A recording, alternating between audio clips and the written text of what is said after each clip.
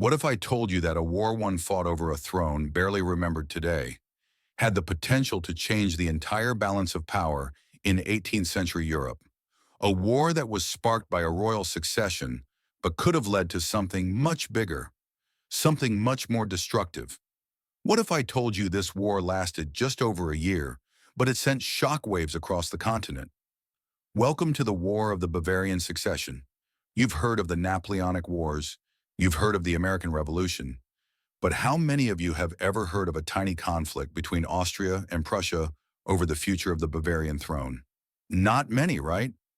Well, that's because this war was short-lived, often overshadowed by larger conflicts, but its consequences were far from small. Today, we're diving deep into the War of the Bavarian Succession, a war that had political intrigue, ruthless diplomacy, and an underlying battle for dominance in Europe. Our story starts in the heart of Europe, in a time when monarchs held all the power, and Europe was a chessboard of rival dynasties. The year is 1778, and Europe is still reeling from the chaos of the Seven Years' War. Two major players, Austria and Prussia, are trying to solidify their positions. But it's in the small, almost insignificant Duchy of Bavaria where this battle begins. Meet Charles Theodore, Elector of Bavaria.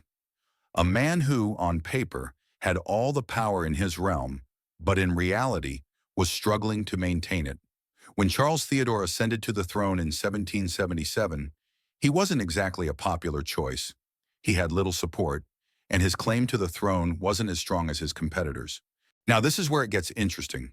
Austria, under the rule of the powerful Habsburg family, eyed Bavaria closely. Maria Theresa, the Empress of Austria, had already fought to secure her throne during the War of Austrian Succession decades earlier.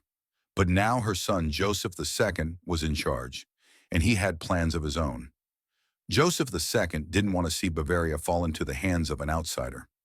Bavaria was a strategic jewel. Its location between Austria and Prussia was a prime piece of real estate in the grand European game. But there was a problem. Charles Theodore's succession was shaky, and there were powerful players who wanted to challenge his right to the throne. This is where Frederick the Great of Prussia steps into the picture. You might know Frederick as one of the most brilliant military minds of the 18th century, but here his role is purely opportunistic.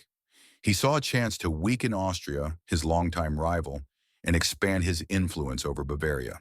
Frederick knew that if Austria could annex Bavaria or control its throne, they would become even stronger. A stronger Austria meant a stronger enemy for Prussia. So Frederick made his move, but not with armies. Not yet. First, he used diplomacy. Austria, with its strong claim to the Bavarian throne, would soon find itself at odds with its neighbor. In 1778, Austria sent its forces into Bavaria, hoping to secure the throne and prevent Prussia from getting involved. But Prussia was quick to react. Frederick sent a letter to the Austrian court, warning them that any attempt to take Bavaria by force would be met with military action. What followed was a short but intense war, fought mostly in the Bavarian countryside. But here's the twist. There was very little fighting on the battlefield.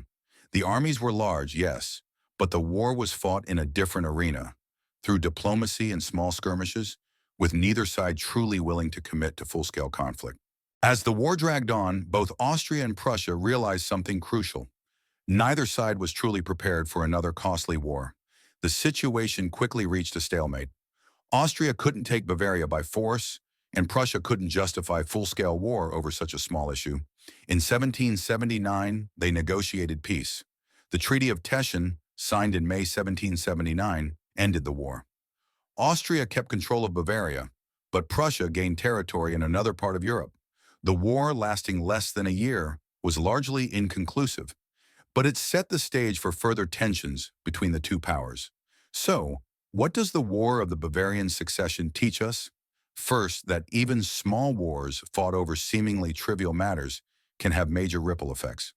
The delicate balance of power in Europe was disrupted, and it created conditions that would eventually lead to even greater conflicts, like the Napoleonic Wars.